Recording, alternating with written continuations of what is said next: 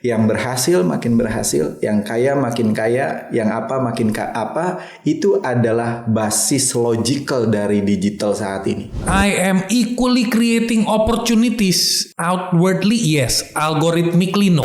Jangan percaya 100% sama AI pada intinya. Nasihat ini berlaku pula, jangan percaya 100% pada manusia manapun. Yang ketiga, machine is never responsible. The era of knowledgeable person is gone. Tapi gue percaya sama filosofi AI, bahwasanya AI in term of skill itu jauh di atas kita. Kita nih manusia-manusia sekarang nih banyak kan masih di level PAUD kalau pakai AI. Korban FYP, tren begini gue ikut. Padahal truk lain tiba-tiba lewat. Kemarin gue lihat nih, truk lain lewat, tulisan di belakang, kebahagiaan tidak perlu pendapat orang lain. Wah ini.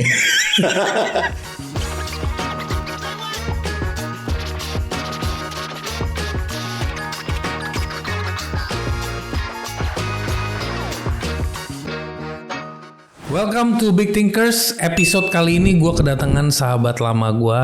Kita pernah ngobrol di era Corona. Topiknya lucu, namanya kok dari Corona jadi Karunia. Nah ini muka-muka Karunia kayak begini nih.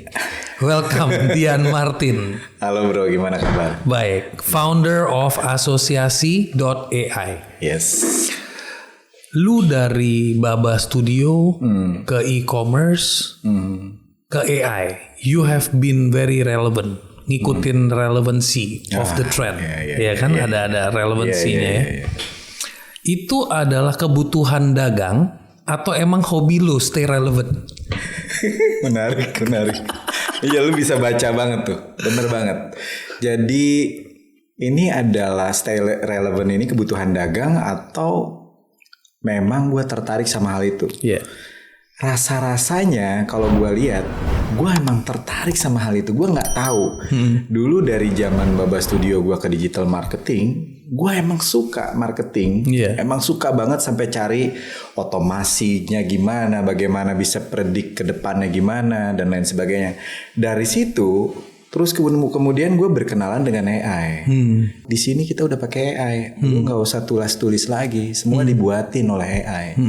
Di situ perkenalan pertama gue dengan AI ini yang sebenarnya adalah entitas lama juga. Nah terus kemudian gue suka banget nih. Ini apaan nih dunia? Itu men-trigger lo ya? Men-trigger gue. Oke. Jadi memang kayaknya sepertinya dalam perjalanan yang gue lihat, gue tuh selalu mencari sesuatu yang baru. Katanya tuh ada orang yang future oriented. Yes. Katanya begitu. Yes. Rasa-rasanya gue seneng ini ke depannya bakal bagaimana gitu. Oke. Tapi sebelum kita lanjut, gue pengen mundur ke belakang karena ini menjadi insightful, gue yakin buat audience juga. Adalah gue pengen masuk ke dunia dagang, which is commerce. In short, data apa yang lu temukan atau insight apa yang bisa lu share pada saat itu? Oke. Buat teman-teman yang merasa bahwa sekarang nih e-commerce udah mulai ada different proses, namanya live commerce. Itu cara berjualannya yang terus evolving. Tapi fundamentalnya menurut gue sama aja. Kalau caranya makin gila ya orangnya juga harus makin endurance-nya kuat.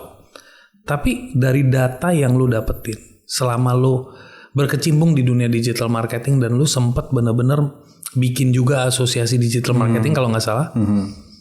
Dan lu sempat concentrate ke dalam big datanya yang tujuannya untuk membantu pemerintah juga pada saat itu dalam pemetaan roadmap mereka untuk e-commerce. Can you share me some stories? Ini sebenarnya kalau gimana ya ceritanya? Kan udah lewat bro.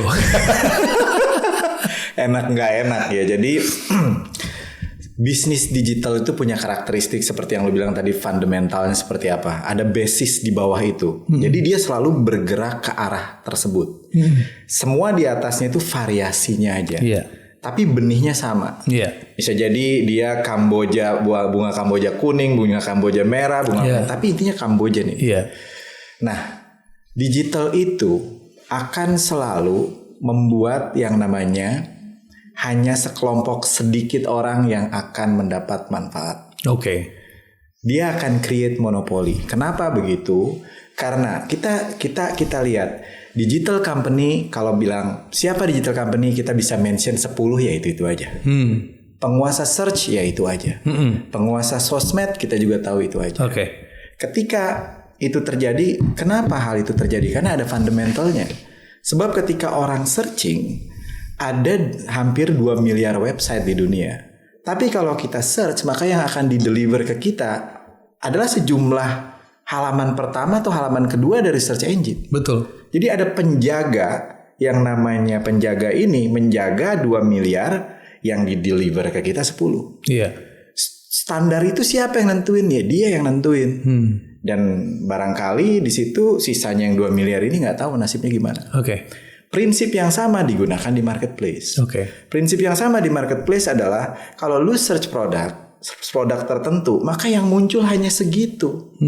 Padahal ada 10 juta penjual, ada 20 juta penjual. Artinya yang 10 juta ini gimana? Nah itu yang perlu dipetakan. Berapa yang bisa jualan? Pertanyaan penting adalah jika ada puluhan juta orang bisa jualan online, berapa yang punya penghasilan? Berapa persentasenya? Jadi jumlah penjual tidak menandakan jumlah orang yang sejahtera. Nah itu penting. Siapa yang sejahtera di sana? Nah itu kita perlu tahu. Terus sekarang banyak live selling ya kan. Orang-orang bilang, gue harus live terus karena algoritmanya suka sama gue. Kalau dikasih orang lain, algoritma langsung turun. Yes, dia senang begitu. Artinya apa? Anda tidak punya hari libur. Anda juga tidak bisa nih membuat orang lain bekerja 100% untuk Anda. Karena algoritmanya akan suka sama dia. Jadi gak punya tim. Akibatnya Anda akan kerja 7 hari dalam seminggu nge-live. Berarti lu jadi budaknya algoritma dong. Budaknya algoritma. Maka pada saat itu apa yang terjadi? Gue kan gak bisa produksi karena gue kan jualan terus nih. Wah gue gak punya tim produksi. Gampang, maklun aja. Abis maklun aja terus lu mikir gimana biar murah. Maka lu akan melakukan apa? Impor. Itu udah struktur. Jadi orang-orang secara nggak langsung udah by design. By design. Jadi lu nggak akan punya pabrik sendiri dan lu ngontrol pabrik, karena kalau kita kasih ke orang lain yang untuk live, ada resiko di sana. Orang ini mikir, algoritmanya suka sama gue, gue bikin baru lagi. Tapi dia juga mikir, gue gak bisa lagi nih orang lain karena algoritmanya sukanya sama gue. Akhirnya dia terbatasi menjadi pengusaha kecil terus. Itu beberapa hal yang kita lihat secara struktur. Memang sosial media itu di-create untuk demand generation dari creatornya. Untuk demand generation dari negaranya. Iya, betul. Dia secara strategik meng-create itu sehingga seluruh orang di dunia jadi seller. Dan perlu untuk melakukan produksi. Produksinya kemana? Dia nggak tahu. Dia harus maklun. Nah, tapi industri di kita bisa support nggak dengan harga gila di sosmed ini? Akhirnya gimana? Ya harus ke sana. Jadi semakin besar platform ini, semakin besar produksi di sana. Itu strategik buat negaranya, itu very clever. Itu smart ya. Itu smart buat negaranya, very smart. Penciptanya smart, negaranya smart ya. Tinggal pemakainya smart apa enggak? Nah itu. Iya kan. Nah kalau pemakainya udah mulai smart, then there will be a variety. Yes. Dan dalam live itu lagi-lagi ada suggest live. It's mean apa? Kalau suggest live, artinya aku pilih ya. Dari jutaan yang live cuma yang ini ya. Sisanya kemana ya lu nggak tahu kemana. Dan orang-orang kalimat-kalimat yang dari zaman dulu adalah yang berhasil makin berhasil, yang kaya makin kaya, yang apa makin apa, itu adalah basis logical dari digital saat ini. Berarti dominasi is the game. Dominasi is the game. Jadi lucu ya, ini gue menarik ya. Demokrasi yang kita kenal, jadi kemana-mana nih ngomongnya. Gak apa-apa bro. Demokrasi yang kita kenal. Jadi gini, ada 2 jenis pemerintahan. Autokrasi sama demokrasi. Yang menarik, demokrasi model yang paling top saat ini selalu menghadirkan monopoli. Yang paling top itu? Paling top. Kita bisa, kalau kita tanya big company dalam teknologi, orang bisa nyebut brandnya A, B, C. Kenapa nggak ada E, D, F, G sampai Z? Dia create apa? Keluarnya top 4, top 5. Dia create Titan, dia create autokrasi di sana. Iya. Jadi ujung dari demokrasi yang kita kenal saat ini adalah autokrasi. Autokrasi. Yang dibungkus ke dalam demokrasi. Iya, karena secara sistem dibuat seperti itu. Iya. Jadi kelihatan baik tapi produk akhir sama. Yang satu seolah-olah kita bisa memilih, tetapi sebenarnya jadi gini. Silakan pilih minuman yang kamu suka. Wih, enak nih gue suruh pilih nih. Iya, tapi saya hanya sajikan 6. 6 ini 5 produksi saya, 1 bukan. Iya. Iya, berarti itu kembali lagi. Balik lagi. Iya. Jadi kalau yang autokrasi bilang I dari give awal, you a choice but I decide what you choose. bagus banget loh. Bener. Itu kayak kita ngomong, itu kalau dibawa kalau dipelipirin sedikit ke filosofi. Lu lahir di dunia ini, lu diberi pilihan. Tapi ada kalimat, satu helai pun tidak akan bergerak tanpa kehendak saya. Ya kan? So you have a choice within the choice that I give. The illusion of choice. Illusion of choice. And people are happy. Yeah, people are not happy. People have no choice. No choice. They think they were happy. Jadi gue di negara gue demokrasi nih. Gue ini coba tanya sama orang yang tinggal di negara yang kita sebut demokrasinya terhebat. Tanya sama dia bagaimana dia kuliah. Susah apa gampang di sana? Kenapa dia harus punya student debt yang sangat tinggi di sana? Yang harus dia nggak bisa bayar sekian tahun. Yang katanya demokrasi. Udah kemana-mana, semua orang juga sebenarnya kalau ada pilihan nggak mau kabur aja dulu. Paling enak mah di sini. Di negara paling maju, lu mau ngebuang air sama ngisi air bisa habis ratusan ribu, bro. Betul.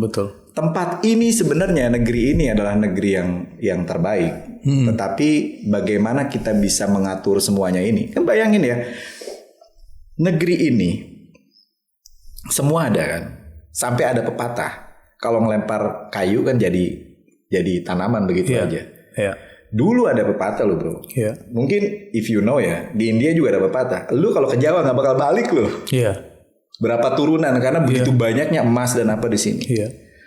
Sebuah negara untuk menjadi negara besar itu ada tahapannya. Pertama dia akan GDP-nya itu biggest-nya itu dari hasil bumi dan hasil manusia. Makanya dia ekspor manusia sama hasil bumi.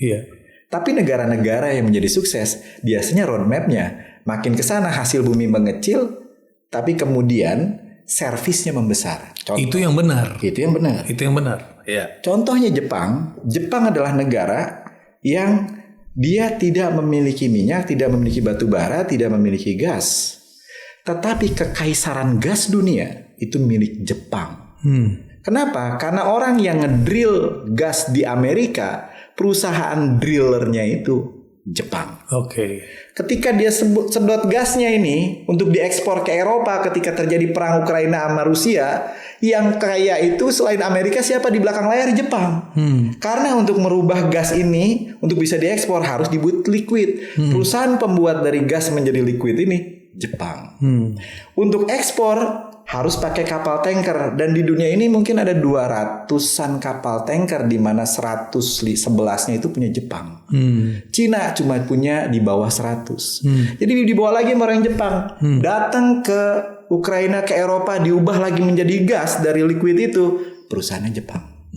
Karena dia orang yang punya teknologinya. Karena dia fokus kepada mendidik manusia, bukan mengambilin dari alam. Kalau sebuah pertumbuhan sebuah negara tiap tahun naik, tapi sebenarnya dia jualin seluruh aset negara, sama aja. Lu gimana tahun ini? Oh, gua income naik bro, tapi gue jual banda gue sendiri. Jadi di tahun ketiga mobil habis, apa habis dan lain sebagainya habis.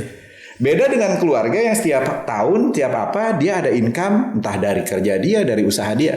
Nah Jepang seperti itu, GDP dia menarik. 70% income Jepang service. 70% ya GDP-nya. That's why Indonesia punya roadmap untuk mencapai di level services itu sulit sekali. Makanya kita ngomong dari yang basic aja kayak jasa graphic design, jasa yang kayak gitu lah ya, jasa digital marketing. Kenapa di sini value-nya low banget? Karena memang nggak ada appreciation. Karena demand sama supply-nya nggak diatur. Nggak ada kompetensi, nggak ada standar, nggak ada basically there is no rules. There is no rules, there is no standardization. In America, for example, you don't get cheap stuff. You want to pay quality, you actually pay and you get the quality. Yeah. There is a price for it. Yes. Ya kan? Dan justru di sana atau in Australia misalnya, gue punya saudara, dia 2 kakak beradik, yang satu highly educated, yang satu so-so. Yang highly educated kerja in the Porsche government misalnya gitu ya. Yang satu tukang batu, tukang ini, income lebih gede bro. Oh yes, iya. Ya kan? Iya. Jadi hard labor, kenapa hard labor lebih di value? Maksudnya lebih dibayar mahal karena hard labor. Namanya aja udah hard labor. Iya kan? Nah di sini kita soft skill gue kagak ngerti standarnya gimana, hard skill standarnya gimana. Iya. Jadi anyway, itu proses yang perlu dipikirin. Tapi if we come back to e-commerce, berarti basically technology is dominance. Iya, it will bukan create equality. Bukan equality. It's not equality. Iya, jadi kalau ada orang bilang I am equally creating opportunities, outwardly yes, algorithmically no. Iya. Everyone is equally to join, but algorithmically enggak. Jadi secara kalau kita bangun teknologi yang membuka kesempatan untuk sebanyak-banyaknya orang masuk, secara pintu masuk dibuka untuk sebanyak-banyaknya orang. Tapi secara algoritma tidak. Karena ada kriteria-kriterianya. Yes. Sama titipan-titipan. Ada algoritma, ada orang gitu dalam. Ya. Oke bro. Kita fast forward nih. Kita ngomongin AI. AI, gue ngelihat AI ini ada kontroversi yang lucu. Gue sempat bikin artikel bro, dimana gue bilang gue itu setuju dengan AI karena AI itu selama kita jadikan dia tools atau companion, itu keren. Tapi kalau kita jadiin dia dewa, itu bahaya. Artinya apa dia ngomong kita nurut, itu bahaya di era sekarang. Artinya kita justru bukannya tambah smart, bisa tambah bego. Karena kemampuan berpikir kita akan berkurang. Kemampuan analisa kita tentunya akan kalah. Kemampuan analisa. Karena secara algoritmik itu udah ngomongin superkomputer basically. Tapi angle-nya lu membangun asosiasi AI itu dari mana? Spiritnya apa? Tadi kan ada kalimat yang menarik nih. Jangan percaya 100% sama AI pada intinya. Nasihat ini berlaku pula, jangan percaya 100% pada manusia manapun. Ketika ada seseorang mengatakan sesuatu, jangan langsung telan. Sebenarnya nasihat yang sama juga perlu di AI ini. AI suatu ketika ada seseorang pengacara yang menggunakan di ruang sidang. Di ruang sidang di Amerika. It happened. 1 atau 2 tahun yang lalu. Dia ditanya nih sama hakimnya, mana kasus yang menunjukkan belaan kamu seperti ini? Waktu di situ dia langsung searching ke GPT. Search. GPT-nya bikin, dia sebutin. Dalam kasus yang terjadi pada tahun sekian, bla bla bla bla bla bla, ternyata situasi yang seperti ini dinyatakan bebas. Ini saya ada buktinya. Si hakim tidak pakai itu. Dia searching ke dokumen kemana, nggak ada. Ternyata GPT-nya create sendiri. Wah gile itu. Menciptakan cerita dan fakta. Wow. Dan akhirnya pengacara ini dihukum. Oke. Jadi AI itu menurut mereka saat ini tidak tahu kalau dia berbohong. Ketika ditanya lagi, kok lu bohong? Oh I'm sorry, saya pikir gini. Dia nggak tahu dia berbohong. Iya. Satu dia nggak tahu, kedua dia meskipun tahu dia nggak tahu bedanya bohong sama jujur. Yang ketiga, machine is never responsible. Iya. Jadi yang diresponsibel kan si pengguna ini. Iya.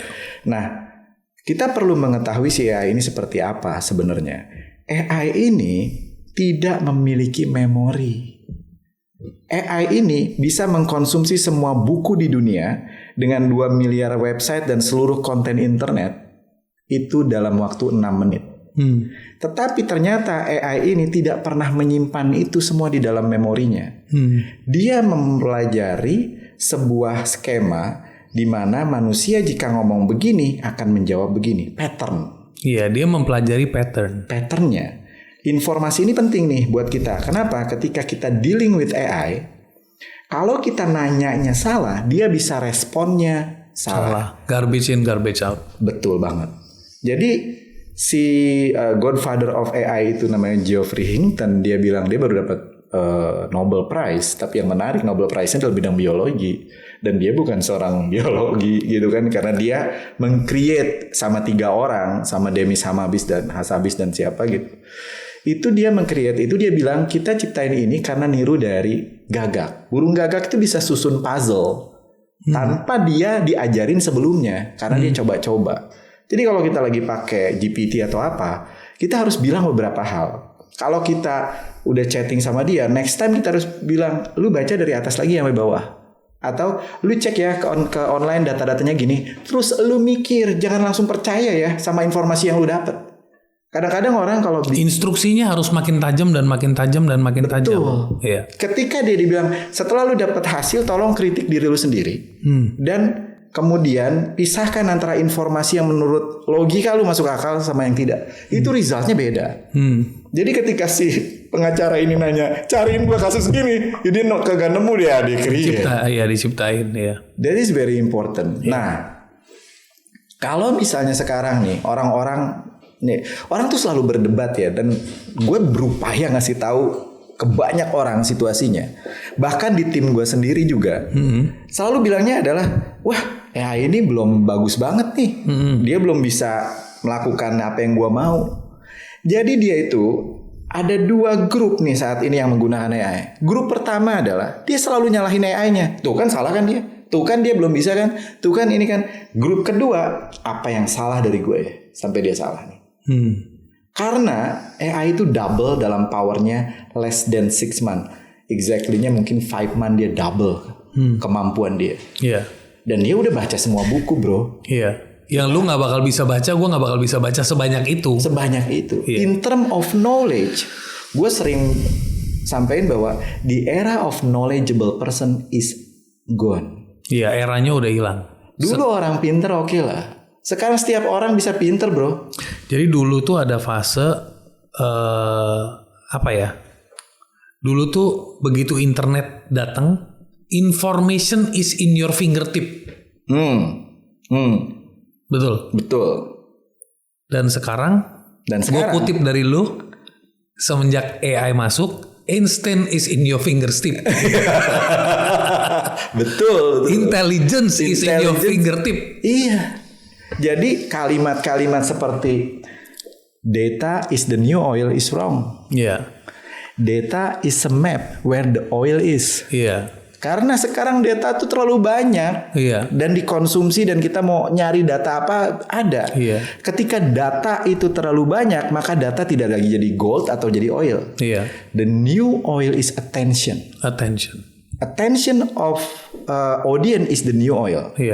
Data cuma ngasih tahu attention ini pergi kemana. Jadi waktu attention ini misalnya attention sama satu hal, yang paling sulit tuh mempertahankan attention. Makanya Om Donald tuh tahu. Dia bilang kena tarif lu ya, cancel. Kena tarif lu ya, mundur 3 bulan. Bagi gue yang penting adalah disrupsi terhadap your attention, karena I know I cannot make you stay enough to my message.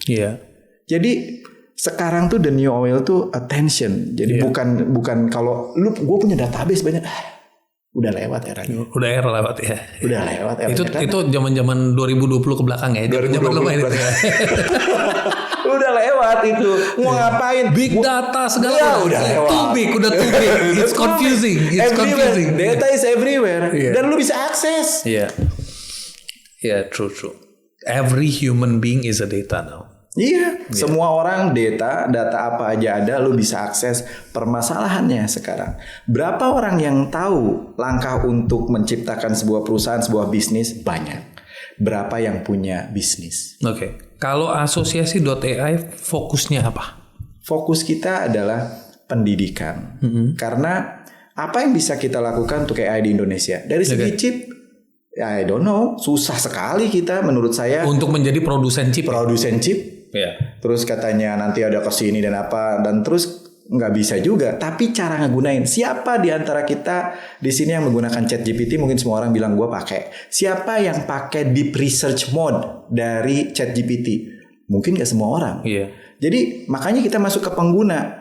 Bagaimana membuat alat-alat AI ini memperkuat kita, membuat kita menjadi lebih baik, itu yang menjadi tugas kita. How to use AI, gimana cara menggunakan AI secara optimal, secara efektif, secara responsible. Betul. Jadi jangan sembarangan percaya, karena dia juga bisa create story. Dia bisa create story. Terus mengetahui comparison between different brands, misalnya GPT, DeepSeek, Manus, apa punya Elon Musk? Grok. Iya. Gemini, terus apa, masih banyak macam-macam. Jadi ini ibaratnya kalau orang bilang sekarang lagi banyak marak jual ebook tentang prompting dan sebagainya, itu sama aja kan, menciptakan copy paste aja gitu. Common sense-nya nggak dapet dong. Ya emang orang yang lebih dulu belajar akan lebih dulu dapat uang sih, prosesnya begitu gitu. Prompting is very important. I think prompting is very important. Tetapi ada mindset di belakang nih. Nah itu yang gue mau tanya. Jadi gini, ada grup orang yang bilang AI nggak bakal sepinter manusia. AI pokoknya masih kurang. Nah lu ajaran prompt kayak apa aja ke dia nggak bakal bisa. Ada grup kedua yang tahu nih. Kalau maksudnya gini, banyak orang analisa AI, tapi sedikit orang yang pernah kerja di dalam divisi yang meng-create AI. Kalau dia pernah dan membuat AI-nya sendiri, makanya waktu itu 2 tahun yang lalu gue ngomongin AI mulu, terus gue ngomong sama tim gue di asosiasi juga ngomong, gila kita ngomong doang nih. Kalau lu ngomong doang, lu nggak create AI-nya, lu create ya, lu harus create AI-nya, so lu tahu. Terus kalau kita ngomong doang, gimana nih? Akhirnya kita create. Nah kita build namanya Aira. Aira itu sekarang produknya adalah chatbot. Kita create dari nol. Gua kan nggak bisa coding. Tim gue dulu harus tim coding yang pinter-pinter banget dan apa. Tapi gue percaya sama filosofi AI. Bahwasanya AI in term of skill itu jauh di atas kita. Gue percaya itu. Gue bikin prompt 3 jam. Untuk bikin satu hal aja gue bikin 3 jam. Sama tim gue promptnya begini. Setelah promptnya jadi enter langsung jadi chatbot gue. Dan chatbotnya sekarang sudah komunikasi sama person yang levelnya barangkali admin, dan dia sudah nego sama rektor. Bukan rektor lah, levelnya direktur lah ya. Direktur lah. Sama pemimpin-pemimpin, dan dia bisa meyakinkan mereka untuk create Zoom event. Zoom meeting. Jadi bukan lu lagi, jadi udah ada asisten mesin yang ngomong sama admin, dapat kontak, bikin janji sama direktur perusahaan. Terus setting appointment untuk Zoom meeting gitu. Iya. Dan direkturnya, ya gue agree. Dan dia back and forth ngobrol aja berdua. Anjrit kata gue. Database dia yang cari, ya yang dia yang telepon, dia yang bikin Zoom meeting. Gila setelah ini. Kenapa? Karena punya satu mindset bahwa kalau aplikasi gue masih salah, berarti gue yang salah. Tapi itu kalau mindset lo ya. Itu mindset. Jadi, apapun kita, karena lo nganggap ini tool ini kalau performance-nya bagus berarti gue ngarahinnya tepat. Betul. Oke. Jadi gue yakin banget ketika gini, kayaknya nih kita masih punya competitive advantage lumayan cukup lama, karena nggak semua orang yakin bahwa AI ini bagus banget. Dia akan bilang, tapi dia masih salah bro. Tapi dia masih ini bagus, nggak usah terlalu capek dah ngejelasin ke mereka. Kita bikin aja. Ya, tapi yang gue takutin bukan yang orang itu bro, yang tidak percaya atau masih salah bro. Yang gue takutin yang menuruti AI tanpa mikir. Nah iya, itu juga sama tuh. Lu harus itu bisa jadi korban loh. Oh pasti. Itu ada case, sampai ada case bahkan ada filmnya, gue lupa, di Netflix. Itu keren banget. Oh, nama filmnya CTRL, lo harus nonton. CTRL. It's about AI. AI bisa manipulate sampai bisa bikin orang suicide. Jadi it's not a joke. Karena you believe in it. Iya. Ya, kita harus tahu itu AI. Iya. Dia nggak punya. Di Amerika itu sekarang ada aplikasi namanya Replika. Replika itu dibuat ketika ada seseorang meninggal, Diambil semua chatnya di WA, diupload ke sana, dan kemudian dia bisa chat terus bolak-balik. Patternnya yang dipelajarin. Patternnya dipelajarin, rasa sedihnya berkurang, tapi dia lupa dari kenyataan. Nah itu kan bahaya tuh. Itu bahaya banget. Dan terus kemudian orang sekarang sudah nikah dengan chatbotnya di sana. Iya. Dan ada namanya Karen AI. Karen AI ini yang bikin si Karen, influencer. Dia penghasilannya berapa ratus puluh miliar gitu ya per bulan. Karena orang mau bayar chat dengan dia $1 per berapa menit. Dan orang yang bayar tuh banyak minta ampun. Suatu ketika si Karen AI ini dipertemukan sama Karen. Terus Karennya bilang ini di Bloomberg, gue lihat nih. Siapa kamu? Aku Karen. Wah, jangan bikin joke dong sama saya. Saya Karen. Enggak, gue Karen yang asli. Ini jangan macem-macem ya. Gue Karen yang asli. Kata si AI-nya. Terus udah Karen, kata si itunya. Gue mau stop dulu ya. Whatever.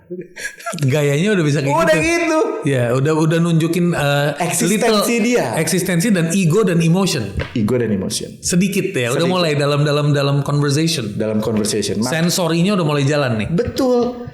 Dan ada yang bilang kalau dibilang bahwasanya AI tidak punya emosi yang Anda anggap marah apa? Ketika kenyataan tidak sesuai dengan harapan, munculkan rasa ini. Itu kan logiknya. Iya, logiknya. Tinggal masukin dong ke AI. Jika kamu berharap A, tapi yang muncul B, keluarin rasa ini. Bisa kata dia, bikin itunya. Bisa. Makanya Geoffrey Hinton bilang, 30% doom skenario dari AI adalah existential threat. Di mana AI bisa membunuh semua manusia. 30%. Iya. Elon Musk percaya 10-15% bahwa AI bisa menghanguskan seluruh manusia. Makanya mereka bikin petisi. Makanya si Godfather of AI ini keluar dari Google karena now I can talk. Iya, kalau di Google dia nggak bisa ngomong. Nggak bisa ngomong. Iya, kan ada rules ya. Ada rules. Jadi dia sekarang bisa ngomong, harus ada dana dari pemerintah untuk ethical AI dan mikirin tentang hal ini. This is a very serious problem, kata dia. Tetapi orang ada dilema. Dilemanya adalah logik kayak gini. Kalau dia menang, gue kalah dong. Jadi gue harus taruh duit semua di sini. Makanya Wall Street itu naik 30% hanya karena Nvidia. Jadi semua orang betting on AI. Seluruh duit dunia tuh masuk ke AI, ke chips. Artinya seluruh resource lagi perang antara yang di sini sama di sini untuk AI semua. Ya AI-nya berkembangnya gila banget. Tapi jarang ada di antara mereka yang mikir gimana safety-nya. Ya karena kan kita masuknya ke dunianya sekarang lagi fase greed ya. Siapa yang paling cepat bikin duitnya, dia yang bisa dapat kesempatan paling terdepan, dia yang bisa mimpin tren dan sebagainya. Kan? Monopoli. Ujung-ujungnya kembali lagi kemana tadi? Apa? Apa tuh? Demokrasi ke autokrasi. Autokrasi. Jadi semuanya bilang everybody is going towards autokrasi. Iya, pokoknya gue number one. Lu harus punya personal branding. Lu harus eksis. Lu harus be in the channel of attention economy. Attention is autokrasi. Iya. The higher your attention, the higher authority you will have. Yes. Betul banget itu. Jadi itu adalah problem yang dihadapin sekarang. Cuma masih banyak orang. Nah ini nih di dunia pendidikan kita juga masih ada yang diskusinya adalah jangan menggunakan AI lah. Kalau misalnya untuk bikin karya dan lain sebagainya. Saya pernah mempropos begini ke dunia pendidikan. Bagi saya membuat paper sekarang itu adalah sebuah kegiatan yang paper mau dia lulus skripsi atau apa, bukan eranya lagi. Udah bukan eranya. Bukan eranya. Kenapa bukan eranya? Ketika seorang pengajar, siapapun dia memberikan tugas kepada seorang untuk membuat skripsi. Dan tugas dia ini, di belakang layar dia bikin gimana ya gue bikin tugasnya. Dia pakai AI juga. Si student juga. Nah ini lucu nih. Iya kan? Dosennya bilang, dosen bikin soal pakai AI. Murid jawab soalnya pakai AI. Yang pinter siapa ya? Yang pinter siapa? Gue tanya kan sama mahasiswa gitu kan waktu itu suatu ketika. Gue tanya sama lo nih, menurut kalian nih, mana suaranya yang bilang bahwa dosen-dosennya juga pada bikin pakai AI? Wow, rame banget. Terus ngaku mana suaranya yang juga ngejawab soal itu pakai AI? Woi, rame dia. Ya itulah akhirnya AI sama AI yang itu. Yang pinter AI. Yang pinter. pinter. Jadi yang barangkali tugas yang paling cocok sekarang diberikan kepada mereka, lu boleh pakai AI. Karena gue tahu lu pakai kok. Iya. Tapi lu bisa debat gak sama gue apa yang lu pelajari? Yes. Ini kejadian lucu banget pada saat kejadian sama anak gue. Anak gue itu lagi bikin homework. Dia bilang, Dad, gue nyangkut di salah satu soal. Ini tinggal soal terakhir nih di maths katanya. Gue bilang ya udah lu pelajarin dulu. Lu baca textbook lo gitu. Kalau ada apa-apa nanti dia dibantu. Gue bilang gitu. 15 menit dia udah happy main-main. Gue bilang gimana? Dia bilang gue udah pakai ChatGPT, gue udah dapat jawabannya. Gue bilang good, tapi gue panggil. Oke. Jawabannya lu tahu dari mana jawaban itu benar atau enggak? That's my first question. Kedua, what did you learn? Supaya next time kalau ada soal seperti ini lu bisa pecahin kan? Iya. Dia bilang I don't know, that I just copy paste. Iya. Nah di situ gue bilang this is dangerous. Makanya lu sangat insist sama hal ini tadi. Yes. Karena dangerous.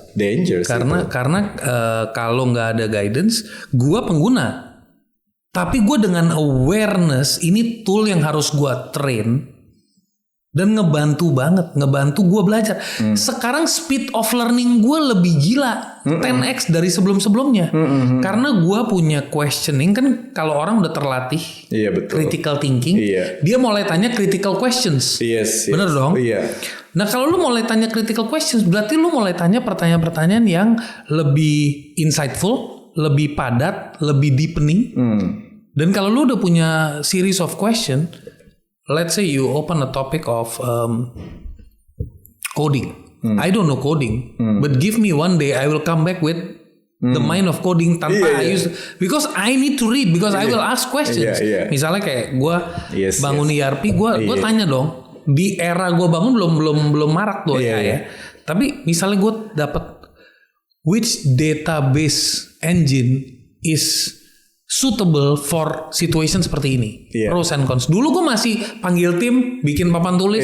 Kalau pakai Mango, kalau pakai SQL, kalau pakai ini Oracle, apa. What are the pros and cons? Masih mikir. Ini pakai engine 5 menit jawab keluar kan? Tapi the right questionnya kan dari lo. Nah itu makanya kan karena kita, makanya gue yakin ya skill yang namanya critical thinking, problem solving,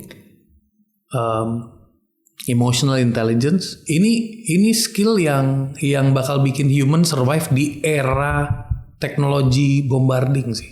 Iya betul banget. Jadi mungkin banyak pertanyaan skill apa nih yang kedepannya masih bisa buat anak kita, karena kan tadi kita diskusi ya bahwasanya salah seorang Harvard profesor ya namanya Bharat Anand, dia bilang dia udah ngajar di sana belasan tahun, dia bilang kita harus consider nih, karena para student di Harvard pakai penelitian yang belajar dari LLM, large language model, salah satunya GPT, dia punya performa 30% lebih pinter dari yang gak belajar pakai itu. Berarti intinya kalau lu modalnya belajar sama guru manusia, probabilitasnya lu akan probabilitasnya bagus. Tapi kalau lu belajar sama human plus AI, probabilitasnya plus 30%, berarti lebih efektif, lebih bagus. Gitu. Lebih bagus. Kenapa? Kalau gue belajar di kelas sama guru manusia aja, gue nggak ngerti konsep. Gue pernah ingat nih, gue lagi di kelas nih, gue mau nanya, malu gue, ntar kata teman gue, goblok amat lu nggak ngerti, nanya mulu lagi lu, begituan lu. Tapi kalau sama AI, gue bisa tanyain terus sampai sebodoh-bodohnya gue, dia akan jawab apalagi yang bisa saya bantu, apalagi yang saya bisa bantu. Dan kita bisa pakai nih GPT, you are as Einstein, this is my question, answer like Einstein style. Jadi kita bisa diskusi sama Einstein, kita bisa diskusi sama Elon Musk, kita bisa diskusi sama siapapun yang kita mau. Bagi orang yang senang belajar, this is very important. Jadi skill yang perlu kita ajarin ke anak adalah curiosity. Tadi gue mau pakai tuh kaosnya I'm curious. Oke bro, lu sempet cerita sama gue bahwa dari ada wacana dari PAUD sampai SMA disarankan udah mulai dipakein AI. Please cerita dong. Ini adalah sesuatu yang bagi gue bagus dan penting. Kita ingat momennya DeepSeek kemarin. DeepSeek kemudian bisa menciptakan sesuatu dengan harga yang jauh lebih murah daripada GPT. Pasar dunia sempat goyang gara-gara itu. Dia diciptakan oleh seorang engineer yang bukan dari top 10 university di China. Terus keluar lagi Manus AI diciptakan juga bukan dari top 10. Artinya apa? Sebaran engineer di Cina tuh merata banget dan banyak, jadinya keluarlah inovasi di mana-mana. Kenapa itu terjadi? Karena investasi pendidikan 20 tahun yang lalu. Baru terjadi hari ini. Nah, kemarin kita juga diundang sama Kementerian Pendidikan bahwa ada wacana untuk dari PAUD sampai dengan SMA, SMK itu akan diajarkan AI. Tapi pemerintah punya kendala nih, karena guru-gurunya gimana cara ngajar AI-nya belum bisa. Dan akhirnya dari Kementerian Pendidikan itu mengundang 1000-an trainer yang harus memiliki sertifikasi tertentu agar dia bisa mengajar kepada 21.000 guru. Sehingga anak-anak dari PAUD ini bisa berkenalan dengan AI itu sudah mulai experience. Walaupun kita tahu di luar di belakang mereka kenalan. Tapi sekarang kenalannya lebih sistematis, lebih ethical, lebih guided. Sekarang mereka melakukannya di luar. Nggak ada yang bisa menjauhkan mereka dari AI itu karena intelligence or Einstein in your fingertips. Nggak bisa diapa-apain tuh. This is when they say knowledge is power and absolute power can be dangerous, can corrupt kan not responsible. Jadi bisa mengetahui apapun. Sekarang kita untuk create virus itu gampang. Kita bisa create virus pakai AI. Kedua, ada mesinnya harganya $25,000 untuk create virus buat kita. Jadi bisa jadi orang di sebelah kita, tetangga kita lagi bikin virus dan dia bisa luncurkan tuh virus keluar. $25,000 itu harga sekarang. 5 tahun lagi harganya $2,000, semua orang pada punya. Jadi dia bisa create makhluk di rumah. Dia create virus, dia bisa lepas nih virusnya gimana. Nah, threat kayak gini ini harus difikirkan oleh masyarakat, pendidik, dan semua pihak. Ini bukan virus corona ya, ini virus di dunia digital. Ini virus corona bro yang gua omongin tadi. Biology wise. Biological virus. Wow. Create makanya on your home. Dulu. Dan itu $25,000 harga alatnya per 2 day. Dan itu bisa reduce. Jadi bikin struktur DNA-nya pakai AI, terus di develop, di launch pakai alat itu. That's dangerous. Sekarang banyak yang kita maksudnya berarti itu bisa yang dibilang bio war itu bio war will be on your fingertips lagi dong. Nanti RW 5 sama RW 7 bio war tuh bisa. Kacau. Jadi maksudnya ya tapi gue sih seneng banget karena pemerintah sudah mulai aware kalau nggak salah tuh untuk melakukan pendidikan sampai PAUD itu. Mereka harus tahu bahayanya apa. Karena kalau mereka tidak di-guided itu, dia akan mendecide sendiri dengan pikiran dia yang masih PAUD. Benar. Kita nih manusia sekarang nih banyak kan masih di level PAUD kalau pakai AI.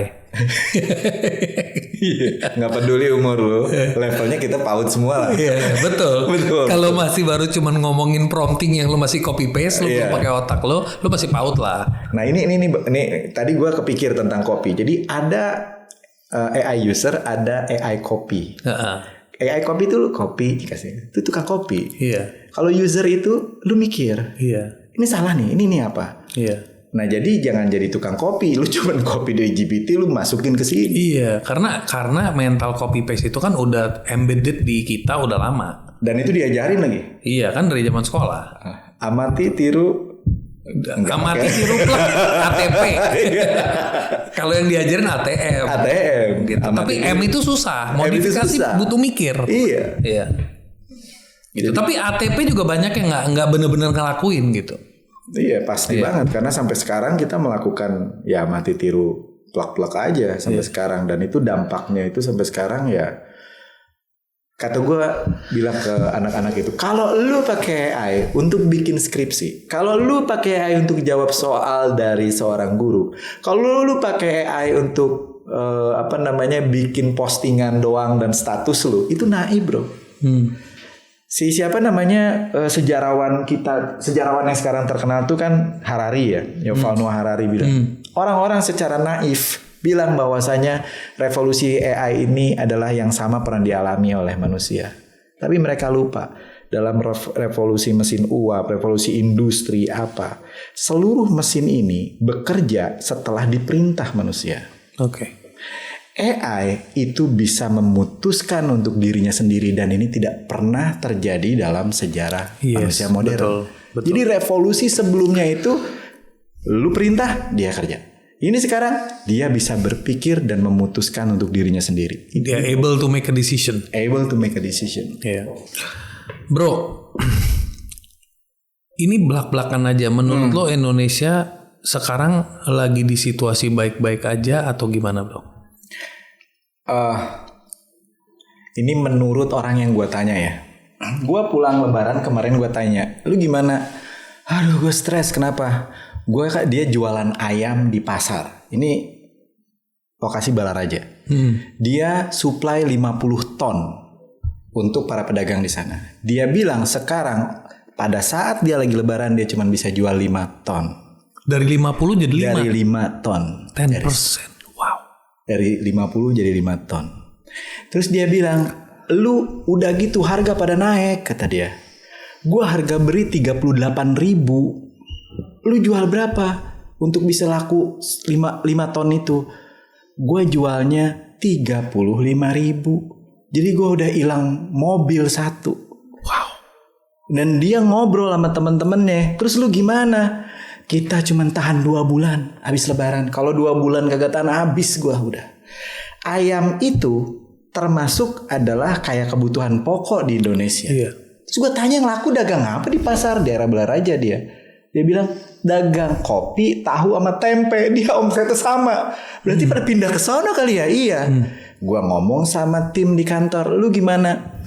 Dulu ponakan saya pak, kalau kumpul cerita, lu gaji berapa? UMR itu berapa ya? UMR sekarang bisa 2.500.000. Salah seorang, gue juga gimana ya dengarnya ya? Ada seseorang kerja S1 lulusan universitas negeri ternama yang gue nggak akan sebutkan. S1 fresh graduate gaji 2.500.000. Terus kemudian ada nih sopir gue tanya gimana? Iya di kampung kan punya warung. Di kampung punya warung nih pak. Istri saya ngewarung. Omset 1.500.000 sekarang tinggal 1 juta. Terus tetangga banyak yang buka warung juga pak. Tapi kalau udah sebulan pasti pada tutup. Loh kok banyak yang buka warung punya duit dong? Kan dipecat pak. Dapat ini dia bikin warung tapi warungnya nggak laku. Iya. Harga barang naik. Terus gimana? Orang takjil menurun jumlahnya kata beberapa orang. Gua nggak tahu ini bisa represent Indonesian ekonomi atau enggak. Tapi berdasarkan gua interview itu yang gua dapet. Dan kalau kita melihat sekarang, dulu gua SD, ya mungkin tidak bisa apple to apple ya. Di dalam sebuah kota, tempat orang gadai, tempat judol, tempat apa, itu sedikit. Terus sekarang jumlahnya meningkat.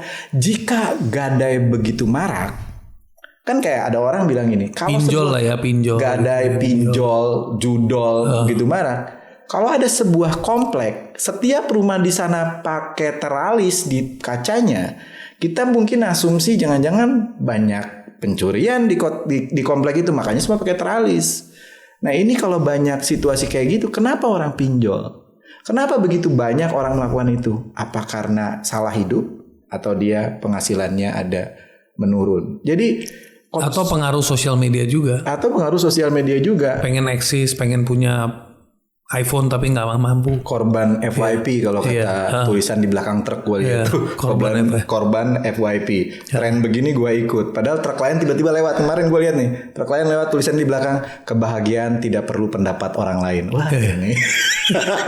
Itu yang benar. Lu kalau korban FYP habis gitu kan. Tadi kita ngobrol nih, ini sesuatu yang gue sangat tertarik adalah bagaimana dong kita compete with AI. Sebelum masuk ke situ, kita lagi masuk ke marak-maraknya pinjol. Itu menunjukkan bahwa country, ya berarti kan banyak orang butuh uang. Oke.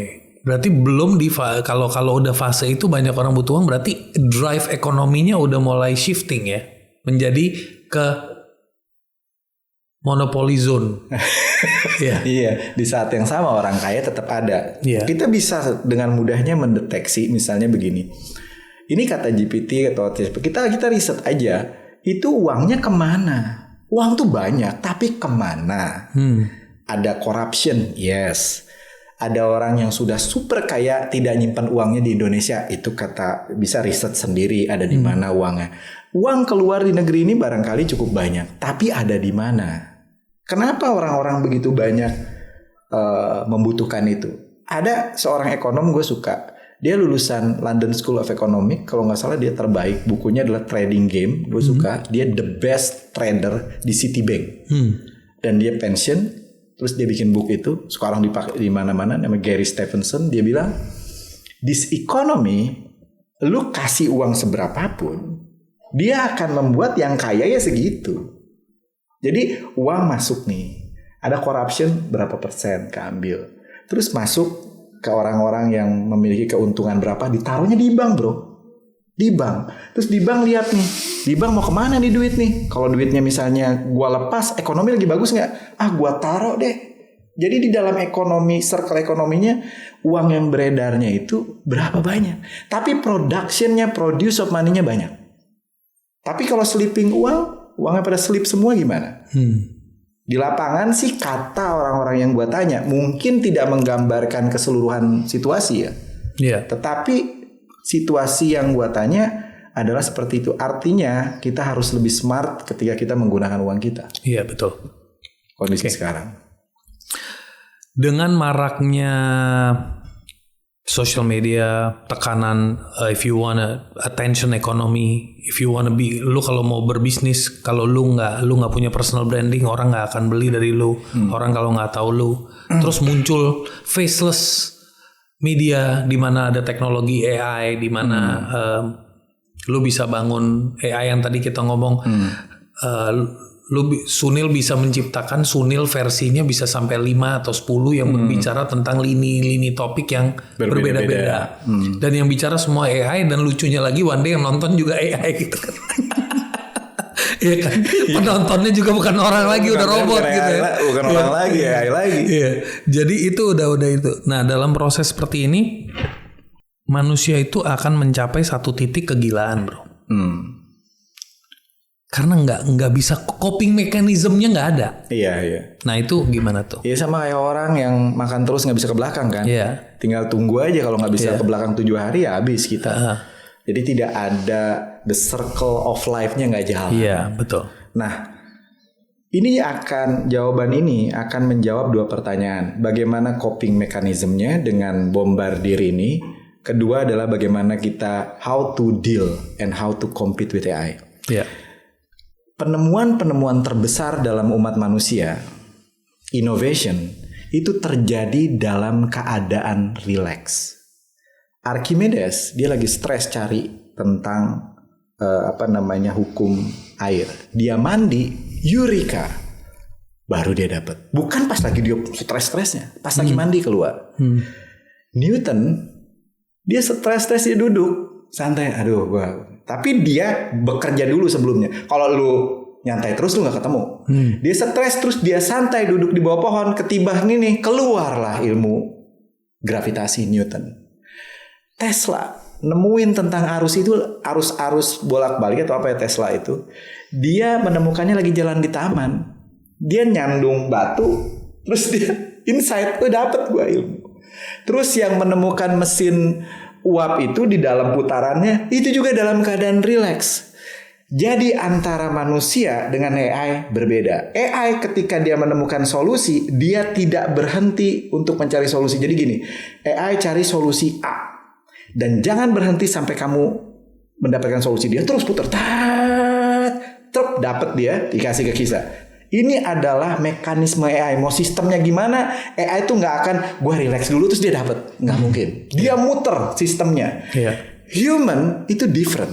Kita harus ada problem input, terus kemudian kita bekerja untuk itu, terus ada relax moment. Di relax moment itu terjadi yang namanya muncul innovation out of the blue. Setelah itu, ini out of the blue-nya itu luar data loh. Artinya tidak pernah terpikirkan oleh siapapun, tiba-tiba muncul itu.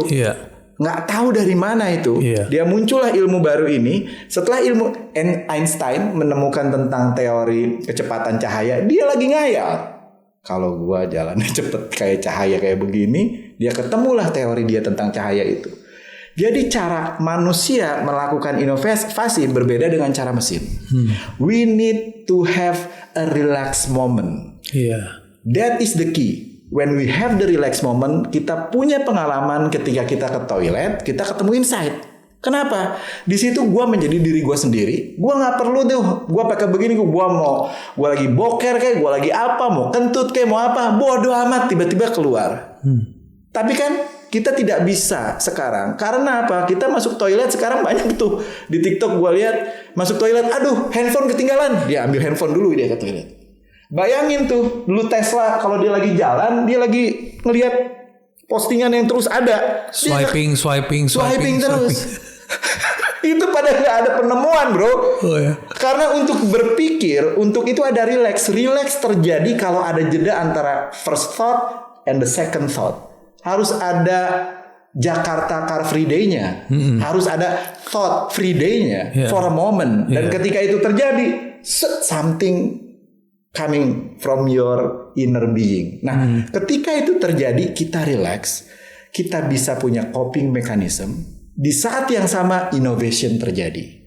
Hal ini hanya bisa terjadi untuk orang-orang yang kerja keras dulu, terus dia drop relax, dia bisa, baru dia muncul innovation. Nggak bisa nih kalau gue cuman rebahan terus, lu nggak bakal bisa.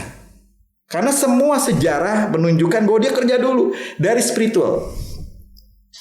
Semua tokoh-tokoh spiritual melakukan apa, stres, dapat. Buku-buku dalam kitab suci menunjukkan bahwa tokoh-tokoh spiritual ini ngapa-ngapain berat, dapat ini. Tapi kalau nggak ada yang rebahan aja itu dapat. Nggak ada. Dan kemampuan untuk membuat jarak, space antara satu thought dengan thought lain, ini adalah kemampuan yang mandatori untuk manusia modern. Mandatori. Di era sekarang. Lu nggak bisa melakukan itu kalau setiap hari 7 jam lu begini terus. Karena berarti pikiran lu terisi tanpa ada pengeluaran. Nggak bakal ada inovasi yang terjadi. Dan lu mulai merasa, kok gue kayaknya burn out ya? Ya of course lu burn out. Karena ada masuk informasi terus. Jadi skill untuk itu orang-orang menyebutnya Ray Dalio. Dia adalah seorang meditator. I love him. Dia seorang meditator yang bilang, gue kalau gak meditasi gue gila. Jadi skill meditasi ini Harvard udah approve. Terus kemudian di Google ada meditation room. Meditation is not about religion. Meditation is a skill untuk membuat jarak antara first thought and the second thought. Kalau enggak muncul ini. It's the art of pausing. The art of pausing. Betul banget. Dan itu art itu terlupa karena kita sekarang itu the art of busying.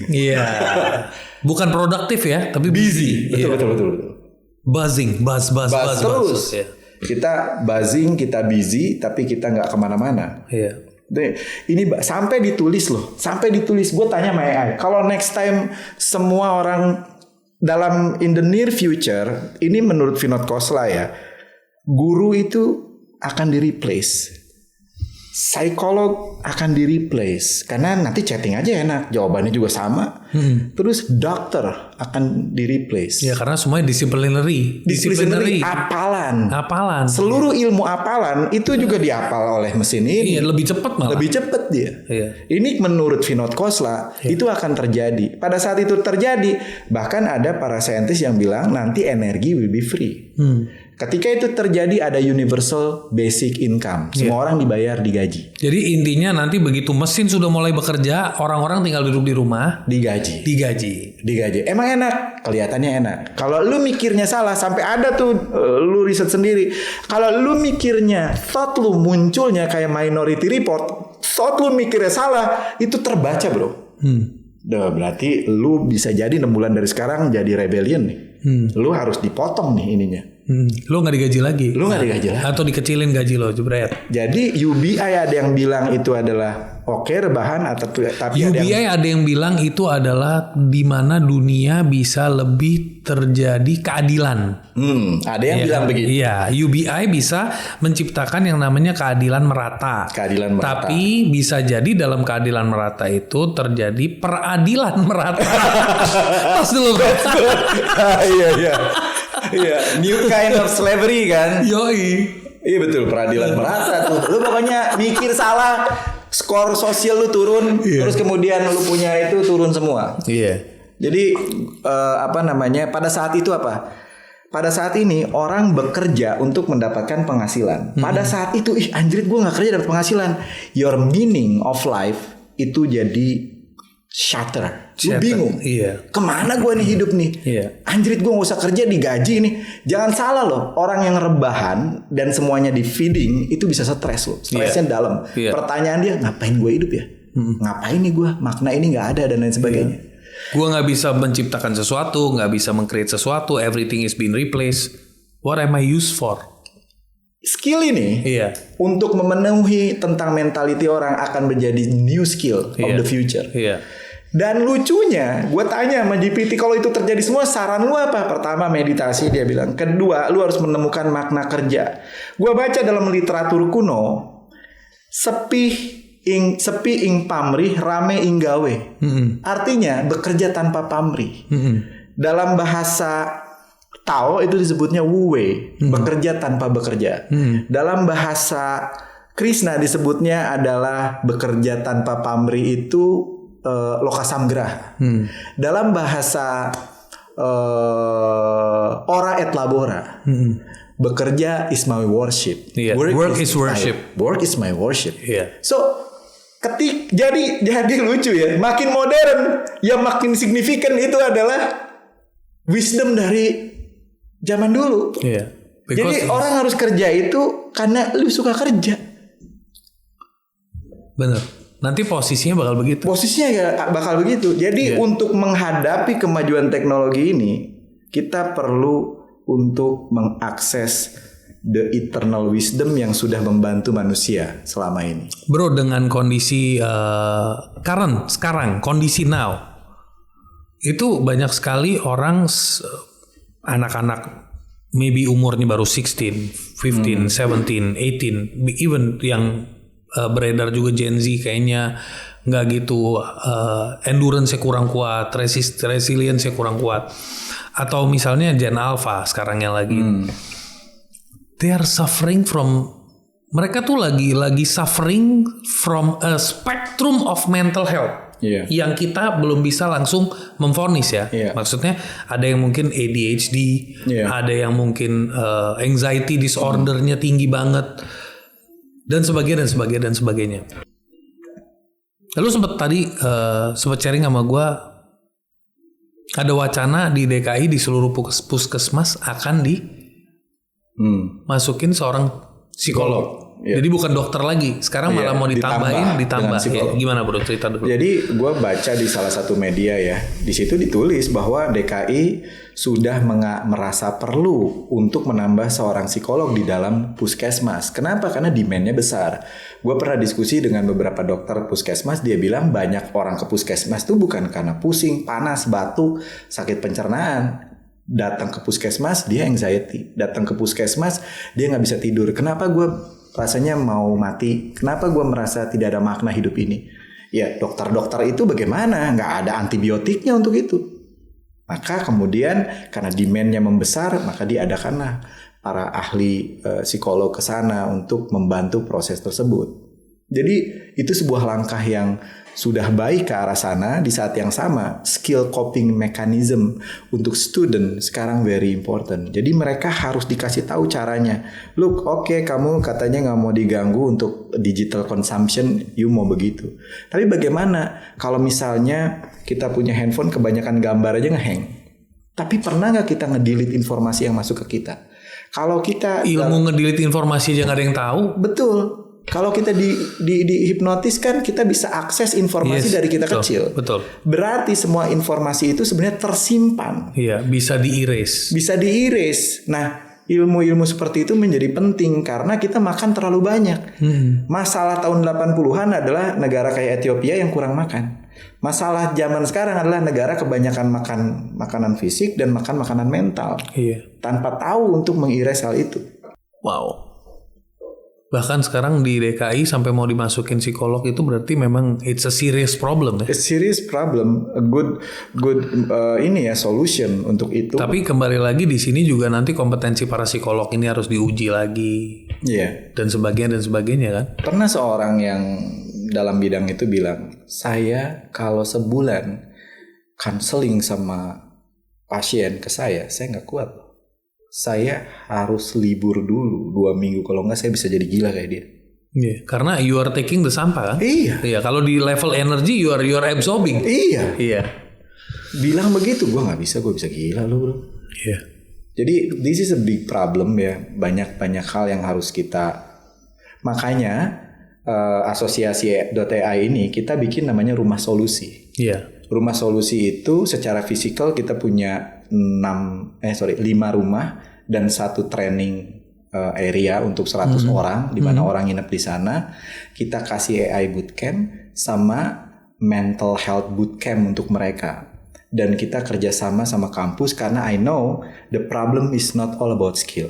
Kalau lu lagi nggak bisa tidur, lu mau diajarin kayak gimana, lu nggak bisa. Kalau lu lagi mikirin gue lagi sayang tapi pasangan gue menghilang, nah itu lu nggak bisa belajar. Iya. Jadi lu harus bisa dua-duanya nih, mentality lu punya power dan kemudian power itu lu gunakan untuk AI camp-nya lu gunakan. Ini gue bikin ini lebih secara, jadi goal gue is not profit. Goal gue bukannya ini sesuatu yang gimana ya, tetapi gue pikir ini harus meluas. Dan gue kerjasama sama beberapa kampus membuat chapter di kampus-kampus untuk para student. Karena gue sih pas ngelihat mereka, lo gimana gini, gue udah kebayang, anjir itu 5 tahun 7 tahun lagi ngapain ya bro ya. Lu lulus dari sini tiba-tiba skill yang lu lagi pursue sekarang ini udah kagak ada. Jadi kalau lu ngomong begini, gue jadi punya satu pertanyaan yang gak asik nih bro. What is the point of going to university? Ya, going to university. Enggak, gue nanya. Sekarang tahun ini bakal ada orang yang lulus SMA kelas 3. Berarti tahun ajaran baru dia nyari university dong. Istilahnya. What's the point? Kalau ilmu yang diajarin after 4 years dari sekarang expired. Udah obsolete. Iya. Semua orang tua, semua mahasiswa yang ke sana harus mengerti tujuannya apa. Apa? To get a certification? Ya. Supaya bisa dapat job? Iya. Jadi secara jujur kita masuk untuk sertifikat, but about knowledge, about competitive advantage, kekuatan untuk bersaing, lu nggak bisa dapat sertifikat, nggak bisa lu terlindungi dengan sertifikat. Berarti tujuan yang mandatori masuk ke universitas itu adalah to learn the learning skill. To learn the learning skill, ya harusnya begitu. Karena kan learn-nya tidak pernah stop kan. Iya, to learn the learning skill supaya lu bisa learn from anywhere. Betul. Anytime. Iya. Nah kita harus banyak diskusi, harus duduk bersama. Bagaimana pendidikan ini? Bukan lagi semuanya. Beberapa tahun yang silam, skill base is very important. Singapura maju karena D3-nya maju. Karena D3 tuh maksudnya diplomanya atau? Diplomanya dia lebih kepada applied skill, bukan. Oh, applied skill. Applied skillnya dia kuat di Singapura. Iya. Terus kita bagus tuh ke arah sana. Tetapi kita kalau nggak salah STEMIC ya, applied skill kita tuh apa sih? Yang iya D3 kita sebutannya apa ya? Politeknik. Politekniknya hebat di Singapura. Karena butuhnya apa nih dunia pekerjaan dibikin. Kita ke arah sana tiba-tiba muncul nih AI ini. Kalau AI kawin sama humanoid, ya dia bisa kerjain semua itu. Skillnya udah diganti oleh mereka. Berarti kita harus mikirin lebih jauh lagi daripada itu. Iya. Oke bro, so finally, what is your advice untuk orang-orang yang sekarang masih struggling to survive? Dulu untuk menciptakan sebuah produk, untuk menciptakan sebuah bisnis dan perusahaan, lu perlu tim dan modal yang besar. Sekarang lu bisa sendiri dan menciptakan perusahaan lu sendiri. Lu bisa akses sebuah aplikasi, lu pengen bikin kayak begitu, lu lihat aplikasinya di luar apa yang jalan nih.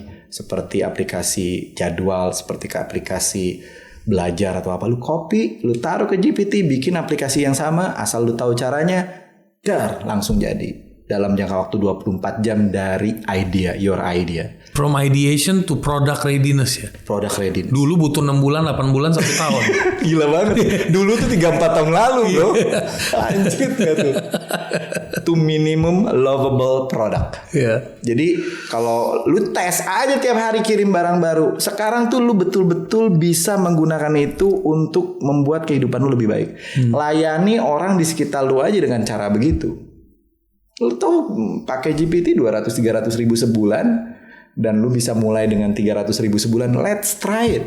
Yeah. Jadi consultant kek, jadi apa kek. Jadi ini begitu banyak opportunity karena now you have Einstein in your fingertips. Terus kemudian you have apalagi ada manusia AI, you have a team. Yeah, you have AI agents. AI agents. Terus banyak hal yang bisa lu lakuin.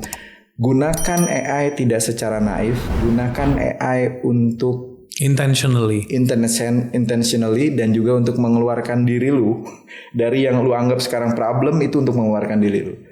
Sekarang tuh kalau aduh gimana caranya? Pertanyaan itu tuh udah gimana caranya gue nanya sama siapa ya? Itu udah nggak ada harusnya. Iya, karena dulu gimana caranya lu cari di Google, sekarang udah ada GPT, lu bisa ngobrol. Kalau Google kan dulu cuma provide. Ini lu bisa argue, lu bisa tanya. Argue, betul. Iya. Exciting loh untuk those who love to learn. It's very exciting. So what is your one powerful sentence you want to share? Curiosity. Be curious. Be curious. Udah gini aja. Itu aja. Ya, pasti sama kayak buku gue ya. Udah. Udah nih gini aja. Keren. Thank you brother. Okay, folks. See you in the next episode. Semoga bermanfaat dan opening eyes. Thank you, Rian. Thank you.